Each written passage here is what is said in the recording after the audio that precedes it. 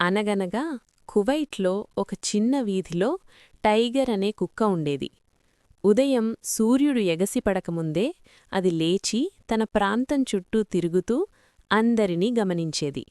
వేడి ఇసుకపై నడుస్తూ కూడా అది ఉత్సాహంగా ఉండేది. ఆ వీధిలో పనికోసం దూరదేశం నుంచి వచ్చిన రమేష్ అనే మనిషి ఉండేవాడు. రోజంతా కష్టపడి పనిచేసి అలసిపోయి ఇంటికి వస్తుండగా టైగర్ అతన్ని చూసి తోక ఊపుతూ స్వాగతించేది. ఒకరోజు రమేష్ చాలా నిరాశగా కూర్చున్నాడు. కుటుంబం గుర్తొచ్చి బాధపడ్డాడు. టైగర్ అతని దగ్గరకు వచ్చి మౌనంగా పక్కన కూర్చుంది. మాటలు లేకపోయినా ఆ స్నేహం రమేష్కు ఓదార్పు ఇచ్చింది. ప్రతిరోజూ వారు కలిసి నడిచేవారు. టైగర్కు ఆ మనిషి స్నేహం ఆనందం, రమేష్కు ఆ కుక్కతోడు ధైర్యం. కాలం గడిచింది.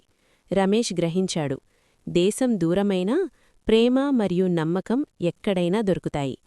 టైగర్ మాత్రం అతని నిజమైన స్నేహితుడిగా ఎప్పటికీ నిలిచింది.